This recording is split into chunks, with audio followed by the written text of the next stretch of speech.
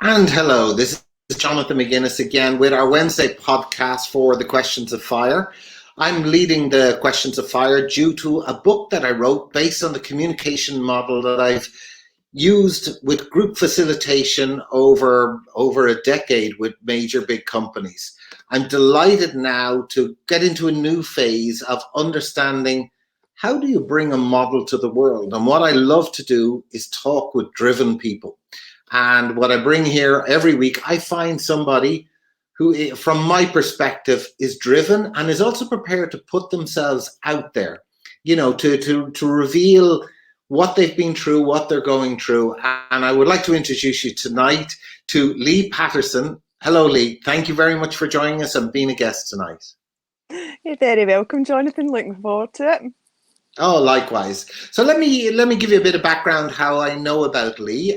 One of our previous guests, another guy called Chris Mattis, I interviewed him at near the beginning of it, was doing very interesting posts, and he had one type of posts. And when you connect with one person, then you connect with their friends, and then suddenly this lady was coming up continuously, and she was revealing her heart, her trauma, what she had been through 3 or 4 years ago. She'll tell her full story, but it was so vulnerable, so open, and given with the idea of warmth and feeling and sharing her knowledge that I thought I'd like to connect with her. So I asked her for friendship, and I've continuously actually watched her posts on a daily basis, and sometimes it's from her, and sometimes she also finds wonderful things on the web as well and shares those. So it's quite a nice thing what you do, Leigh. You gave me quite a warm feeling from just watching your output. It's fantastic that you do what you do to start with.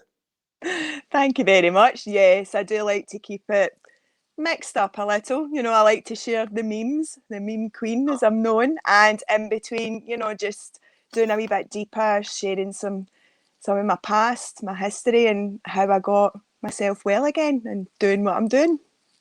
Yeah, so that's kind of my big question. Is I love driven people, and you're out there, and you're pushing your own envelope. That's what I would say. Not necessarily anybody's, but we can watch you push your envelope.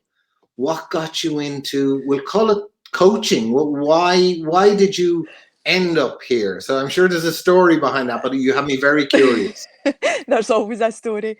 Well, to be honest, I never went into the mindset journey to do coaching. That wasn't my intention to be a coach. Furthest thing from my mind at that stage in my life, 2017, I was trying to save my own life. To be honest, I had a nervous breakdown, um, completely burned myself out.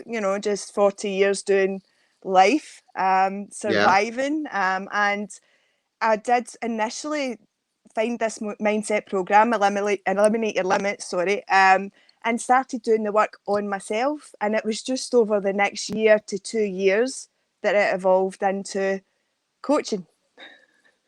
So let's say you're in a.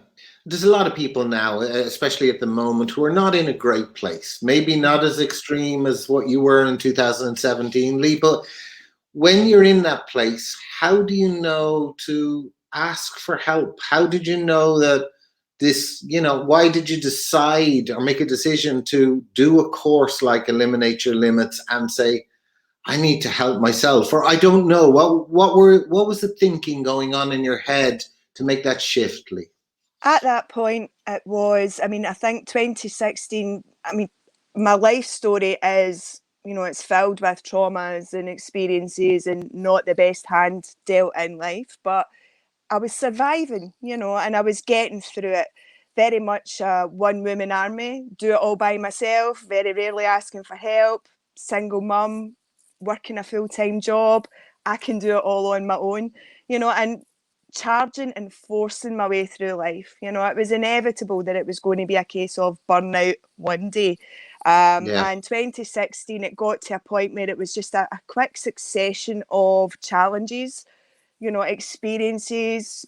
It was just one thing after the other that I wasn't getting that time to stand up and catch my breath and process what had just happened. And it was something else.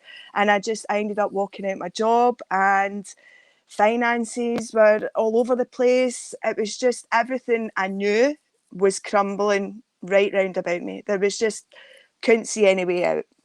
And by 2017, I had made the decision to end my life. And it was a case of chronic pain and just, my mind was just so dark. I was just exhausted, absolutely exhausted. There was nothing at all left in me to keep fighting. And it was weird the way it turned out, because I was on the floor writing this letter to my boys, trying to explain to them why I physically couldn't be here anymore, that my mind had convinced me that they would have been better off without me. Everybody would have been better off without me. That was how dark my mind had got at that stage. And I remember I stopped believing in God and the powers that be and above a lot when I was a young girl. But that day that was all happening, I remember just saying, if there's anything up there at all, you need to save me. You need to do something. You need to give me something here.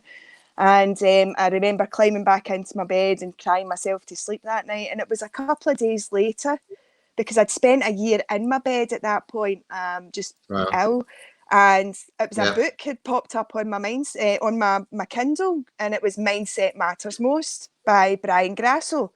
And it came up my recommended. I wasn't even I didn't even know what mindset meant, Jonathan. It was like, I just didn't know what that meant at all. I had no idea. Self-care, mindset, not something that was used in my world. And I read Brian's book. It was an easy read, because obviously when you're depressed, I was clinically depressed at that point, and on so much medication, there just wasn't enough headspace to, for a lot of information to come in. So the book was an easy read, but it was about like clinical depression, suicide attempts, and I just felt I related to Brian's story. And that's where the story led from. I researched him on Google, and something inside me just kind of lit up that, this is what I need. There's something here. And I had nothing to lose, and I found him on YouTube, him and his wife, Carrie Campbell. And that's when I was led into Eliminate Your Limits mindset program. That's fantastic. And when you read this book, like I have and first of all, thank you for sharing. To a lot of people, to have the bravery and vulnerability to come on and just say what you've just said is fabulous to start with, Leigh. When you hit this point and you read the book, what was it? You said you started to relate with it, but those are the crucial moments. You're reading a book, and how did a book change what you think about what you're going to do? Tell us what feeling did you have during that day or two or three where you read the book, and what was going on in your mind? Honestly, it's so hard to explain, and I think that was a big part of me keeping so quiet about a lot of my journey, that there's just feelings and things you just couldn't explain. There was just an energy about this book, this man, the story, the way he was telling the story, and the fact that it was an easy read as well. It wasn't a big thick book that was going to overload me. It was just a simple, easy read, and this guy got me. It got me, whether it was because of where I was at that point, I don't know. There was just a connection. There was a connection that I couldn't see at the time. In hindsight, it was my lifeline. It was, it wasn't just the book that saved my life. It was what unfolded in the 3 to 4 years after that, of doing the work in the mindset program and the rest of my healing journey. So it was the first sign that this was my way out. This was my way to get well and get better. Wow, and well done. Like, you're sitting here verbalizing very eloquently, your story, and to come from, I can't imagine where you were in that moment over the last 3 to 4 years. That's beautifully. So tell us then the story. Tell us the new Leigh. Leigh 2.0 is from 2017 to 2021. Who's she? Tell us about her and why she's a coach now. Do you know, it's so weird, because it's like when you do hit that lowest point, the basement of rock bottom is where I ended Yeah. up. And you're climbing your way back out, piecing it. In fact, everything had blew up. My mindset had shattered. There was just nothing. And I had to rebuild my world, rebuild myself. And there was a lot of points, where I was like, so who am I? Who am I? Was I that person, that was doing life for 40 years? Or was she Yeah. just fake? Or was I pretending, But as the journey went on, I realised, no, who I was is who I am. I'm fun and, bubbly and always helping. And I was always a fixer in life, that giving people advice, but just never taking it myself, and just always helping people out. So I guess I always had the kind of coaching skills within me. I'm naturally a healer. People do come to me, even people I don't know, they're always coming to me. So I guess all that was kind of set, and it was just rebuilding my own wee world again, but it was a much healthier way, rather than survival mode. It was stepping into a healthier way of doing life, healthier mindset, and feeling, just still finding my way. I guess I'm still building on her, still growing, and learning lots of new things every day. But I'm just doing it from a healthy point of view, a healthier mindset.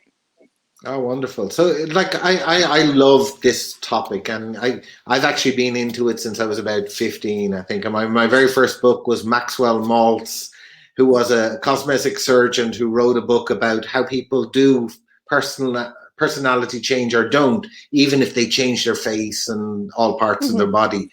So I've loved this for years, and it's also helped me because I've gone through a roller coaster type life, ups and downs, and it definitely gives you tools to be able to sort of make those ups, make your downs not last as long, and you go back up again. Everybody's life has ups and downs. You can't avoid that part, but the ability to get back up and get back up faster, the refractory period is so much shorter. And so what I'm really curious about is there's loads of ways to do this, Leigh. I'll give you a couple of examples because I'm curious to how you did it. You've Kyle Cease, I don't know if you know of him, and he's all about, okay, express your emotions and we can hold space for it and be calm about it and just sit with it, even if it's painful and uncomfortable. And then you have some people who are over optimistic and they just they want to look at it but don't want to actually deal with the trauma. That's another type altogether, and I think they probably need some help themselves. And then we've good habits and things that we can build in our morning or in our day, or questions, or so there's all sorts of variety. Give us a few of the most helpful things on your journey that sort of started to build up the new you. Well, definitely the mindset program that I was doing, they taught you the 4 pillars. You've probably heard about it, been shared quite a lot. Learn your language, which helps me to do my journaling. And that was a Yeah. big, significant part of changing the story. For 40 years, I had this story built up over the years and making me believe this was who I am. This is why I am the way I am. And learning my language from the beginning was a way to just deconstruct my language, deconstruct the story I was telling myself. I had to go back to the beginning. For me personally, I had to go back to the beginning of my Okay. life and just kind of work through the traumas as they started at a really young age. So that, as you may have noticed, I'd done the neurology of coaching course as well. So that helped me understand a great deal about how the brain works to, just to survive, and Sure. it creates the story to help you survive in life. And I think you just get to that point where you realise that the traits that you've kind of picked up, the behavioural patterns, and they're not serving. You need to recognise, okay, the way I do life is not serving me. And journaling was huge and still is to this day a massive part of my mental health, keeping my mental health in check. I have like 4 sections of like mental health is where I just keep my mental health in check through journaling. I have my Okay. emotional health where I sit with my emotions because we're never taught that growing up. There's never self-care where, it was like having a bath and brushing your teeth and ironing your clothes and all that kind of stuff. It was never really about emotions. If you cried, you were a baby. especially in my world, it was just, it wasn't dealt with. Emotions weren't processed in a healthy way. So Sure. I learned that, just kind of when I was deconstructing and reconstructing, I realised, that how do I deal with my emotions? I was very much the person that sucked it up and never let anybody see me crying, because it was showing Hmm. vulnerability. And if there was vulnerability in my world, it was an open door for people to attack me, so it just wasn't allowed in my world. So I do a section in my journaling where emotional health is kept in check. How am I feeling? What's going down? What's happening, and how am I feeling about it, and allowing myself to feel. Physical So can health. I ask you a quick question there, Lee? Is Yeah. like journaling is, journaling is one thing, and people have lots of ideas about journaling. Obviously, you have a book and your pen and you write, and it's obviously not I had breakfast, I drank coffee. It's like I felt like crap this morning. I was thinking about the problems I had yesterday, or I had a lovely shower and now I'm feeling good in my body. And, I'm not looking for the details, but I think people don't often talk about how to journal honestly, what's going on in your heart and your head. So, without saying the details of it, is it like talking to somebody? How do you treat your journal, Lee? I am my own best friend. In my journal, it's, I'm my own best friend. And I remember at the start, it took me about 6 months to get into journaling, to get into the swing of it, because everybody's different.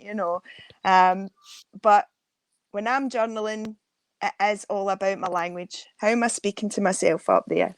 Because as you said, things from yesterday are playing into your today, and it's a knock-on effect where it will affect your thoughts and behaviours, your feelings and emotions as you go throughout your whole day. So it's just that repetitive thoughts, and it just keeps going in that loop. So when I learn my language, I do it in my journaling to help me just keep it on a level, that it's not going dark language, and it's not getting so repetitive, and I interrupt it. So it is very much, how am I feeling? What's happening? Okay.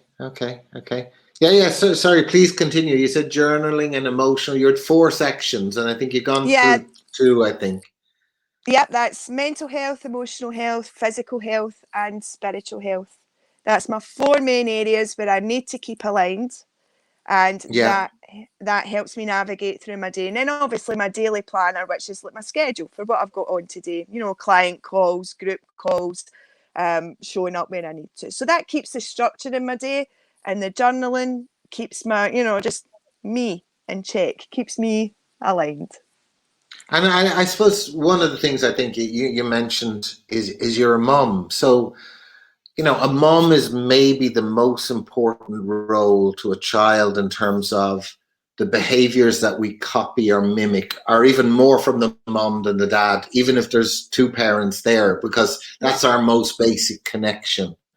How do you feel, and I'm sure you've thought about it a little bit, how have you changed as a mum in the last few years? Phenomenal changes. It's rippled onto the boys amazingly well. And that, again, I didn't realise what I was doing as I was doing the work on myself.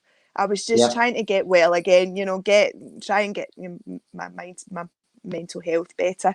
But the more I worked on me, I could see the difference in the boys. You think you're sheltering them and, keeping a lot from them and protecting them. And really, in the long run, you're not, they're just more worried, they're more scared, they're just not able to show it. So as I improved and as I got stronger, I could see the difference in them, how they were showing up themselves in the world was yeah, just amazing. It was amazing. And I've got my eldest son, he's 23 this month, and my yeah, youngest son is 12.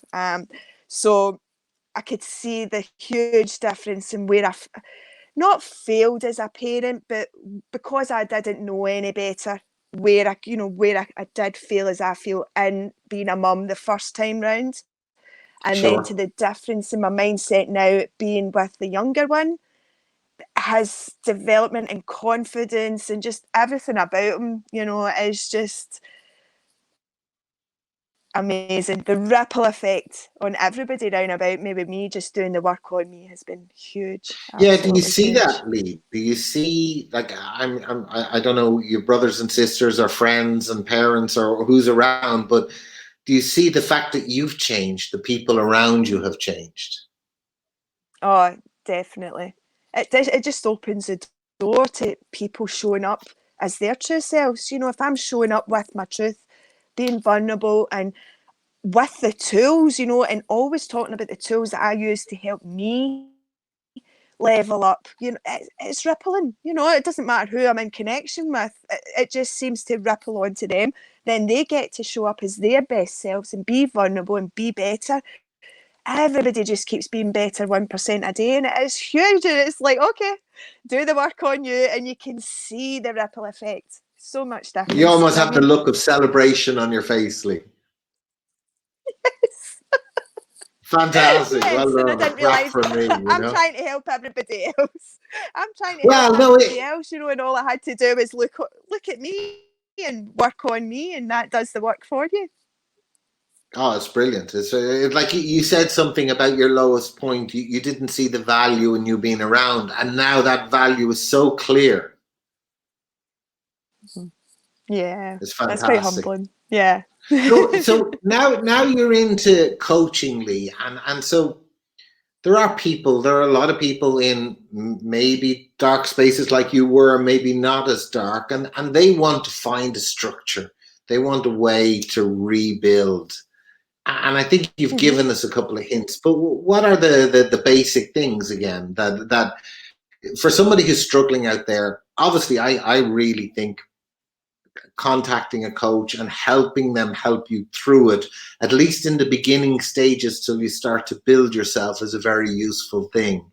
Uh, what are a couple of steps, or how could people even reach out to you, Lee, if that's something of interest to them?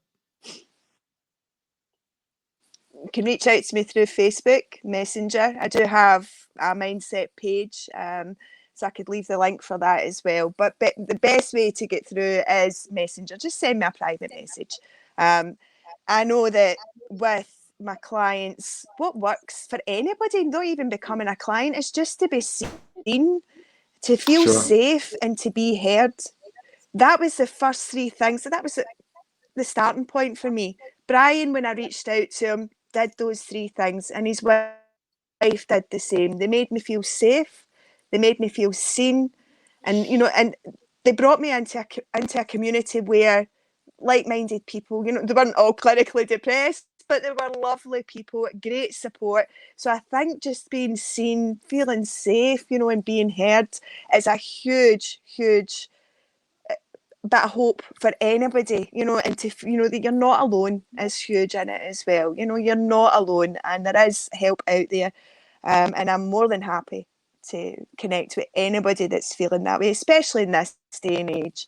It's such scary times, you know, being left with your thoughts on a regular basis is sometimes, you know, it can be really, really tough. And a lot of people go to work and fill their time with anything but sitting by themselves, you know, and having to sit with their thoughts. Because it was something I recognised in myself, you know, over the years, was I would always complain that I was busy and I needed a break, but my mum would take the kids, and you know, I'd be sitting for maybe an hour, and then I'm like, I don't like it.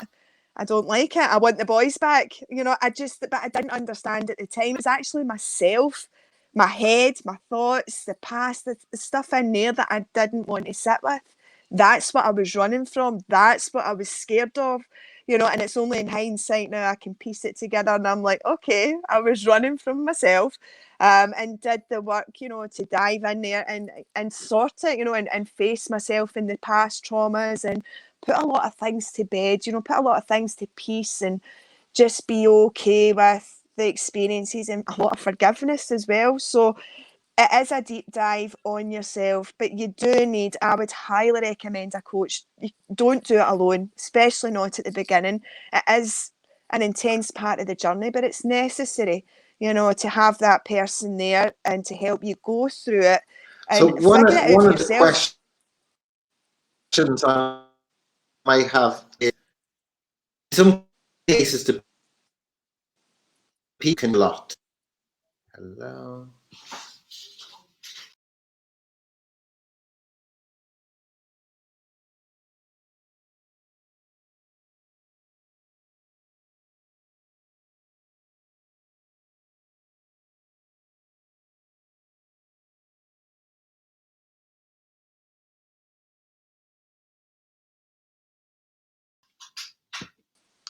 Sorry, we lost you for a second, Leigh. I'm not sure what happened with the network there for a second. What I was going to ask you, Leigh, is when people make changes. Actually, before we get that, sometimes we're afraid to change because we're afraid to lose the people because how we act is based on the people around us, and we're trying to please a lot of people, and that's often what causes us to close in on our problems, and we're afraid if we change we'll lose people, and you're already feeling contracted. So I'm just curious, did you find that some people came closer, some people disappeared, new people came into your life? How does a landscape of people change for you when you make those transformations? Well, when you decide that you're going to start the journey of healing and changing, and be prepared to piss a lot of people off, because you are no longer that person that they needed. You're changing everything about you. You start to feel worth, you start to feel value, so you start creating boundaries. What you accepted previously is not acceptable anymore, so you're going to start saying Absolutely. no an awful lot more. So people don't like that, and I actually did realise it. I lost a lot of people, family and friends. That it was hard. I mean, it's difficult that stage as well. But again, I had my coaches there and a great group of people around me that held me up, while I was dealing with so many changes, while dealing with the internal stuff as well.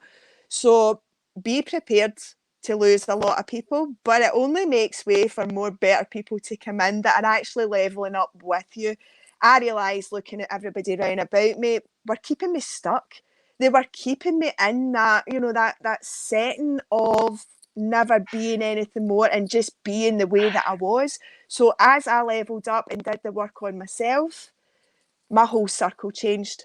And it had to change. It had to change. For me to keep going, it had to change. And then, like, I think the thing is now, once it starts, it's opening up more and more and more. We start doing, bigger things, brighter things, and I guess we let our light shine that we kept dimmed down for other people at one point. That's Yeah. Yeah. fantastic. And it's becoming I really evident. like, I've read. We've never actually talked in person before, but I like what you write a lot, or the things that you share. So I imagine that there's more for you to see. I'm looking forward to watch this space and see where Leigh is in 3 more years from now, in 2024. Where are you going to be? Will we go into a stadium to pay to watch you on stage? That's my thought. Oh, I don't know about that, Jonathan, but it is exciting, and it's even just great that I'm looking forward to my future. So it's something I couldn't have said 4 years ago, and it just keeps getting better and better and evolving. It's just amazing. Fantastic. Well, I always like to ask a question at the end, Leigh, and that's, if you could talk to the young girl, the 16, 18-year-old version of you, and you could give her one piece of advice about life that was ahead of her, what would you say to her? Oh gosh, there was so much, because she thought she knew it all, but she didn't know anything. It would be boundaries. Boundaries, because that, from boundaries stem your self-worth and what's acceptable and not acceptable.